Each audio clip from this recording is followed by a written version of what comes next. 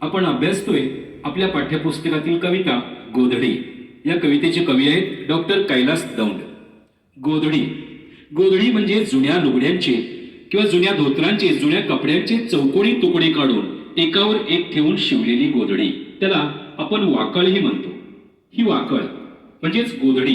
ही गोधडी आपणा सर्वांच्या आई वडिलांच्या, आजी आजोबांच्या कष्टमय आयुष्याचे प्रतीक मानली जाते. गोधडी या प्रतीकातून कवींनी कौटुंबिक नात्यांमधील प्रेममय आणि जिव्हाळ्याच्या आठवणी भावस्पर्शी शब्दामध्ये सांगितलेल्या आहेत.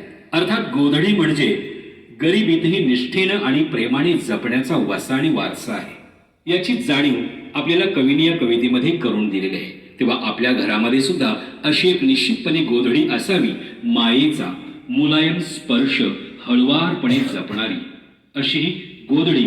तर मग चला तर विद्यार्थी मित्रांनो, आनंद घेऊया गोधडी या कवितेचा संगीतमय आविष्कार.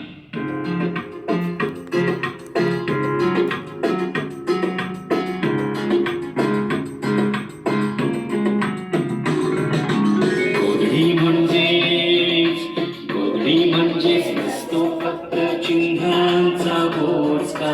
गोधडी म्हणजेच नसतो फक्त चिन्हांचा बोचका. गोधडी म्हणजे गोधडी असते माये नाही मिळणारी खूप असते. गोधडीला असते अस्तर बापाच्या फाटक्या धोतराचे किंवा आईला बापाने घेत गेल्या फाटक्या लुगड्याचे. गोधडी अनेक चिन्ह असतात बसलेल्या दाटी माटीनं आईनं दटावून बसवलेल्या.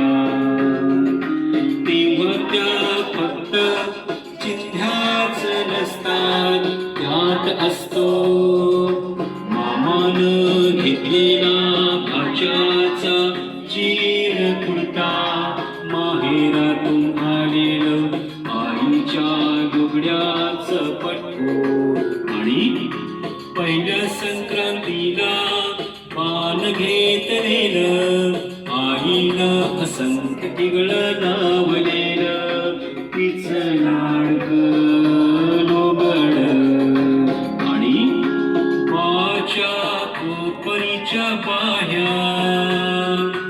आईनं ते सगळं स्मृतीच्या सुईनं शिवलेलं असतं त्यात. म्हणून गोधडी म्हणजे नसतो फक्त चिन्हांचा बोचका. गोधडी म्हणजे नसतो फक्त चिन्हांचा बोचका. गोधडी म्हणजे